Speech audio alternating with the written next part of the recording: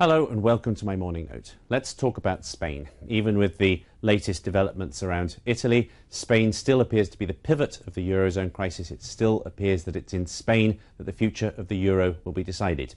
And last week we did have a number of very important developments. First of all, we had a new austerity package announced by Prime Minister Rajoy, tax rises combined with spending cuts. We also now appear to have a fairly clear plan for how the Eurozone will help bail out the Spanish banks, and perhaps more worryingly, we also have clear sign of popular dissent. There were very ugly demonstrations in Madrid by miners last week. Plainly, there is a question whether austerity measures can survive public scrutiny. So, can Spain remain competitive, and does it have a future within the Eurozone? With me now to discuss this is the economist from the IESE Business School in Barcelona, Xavier Vives. Xavier, thank you very much for being here today. Thank you. It's a pleasure. How competitive is Spain, and would it benefit from a devaluation or from an exit from the euro? Spain has a sector of firms which are very competitive, export-oriented and outward-looking, and driving for excellence. This is a sector. Right. It's not the whole economy.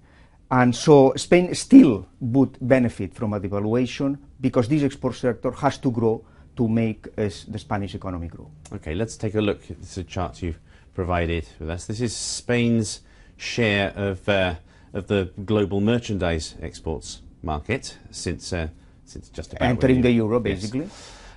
Obviously, everybody is down because we've had the phenomenal effect of China. Exactly. But Spain has barely performed any worse in export markets than Germany. What lies behind that? Yeah, I think what basically lies behind this is that there is this segment of large and medium-large firms which are extremely competitive, very productive and efficient, as good as any in the world, I would say. And this shows here along with German firms. And those firms, in fact, have been able to compete in an environment in which the whole economy has lost competitiveness dramatically with respect to Germany, in fact, and with respect to the average Eurozone. So there is double value added here. Okay, so it really does look as though Spain is in crisis specifically because of its property bubble rather than due to any underlying serious weakness in its economy. I would say that this is correct. Okay, now let's take a look at this same exercise done for services, and this is even more impressive. Spain has actually grown its share of services exports. Exactly, grown and outpaced even Germany. And so here we have financial services, we have services associated to construction, to engineering, to infrastructure, and again, those companies have proved to be very good at competing in the international markets, and they are good signs. So. Can Spain do a lot with this? Well, it should do more, and this sector should grow more.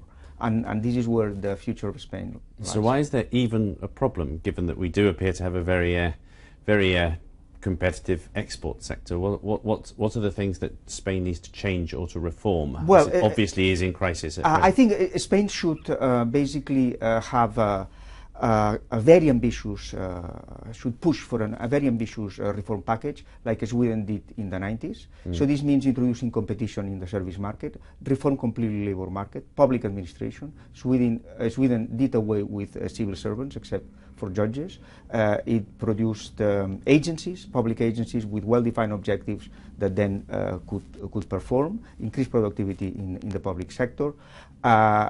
Develop R&D much more and innovation. So Spain needs this package basically to be more productive overall, and the parts of the economy which are not so productive and in which productivity in fact has lagged the euro area and the US could pick up and become like the international benchmark that these international companies represent. Okay, Xavier, thank you very much indeed. There is a fascinating debate about Europe, but it looks as though the one we should all be looking is the fascinating debate that Xavier has just described going on inside Spain.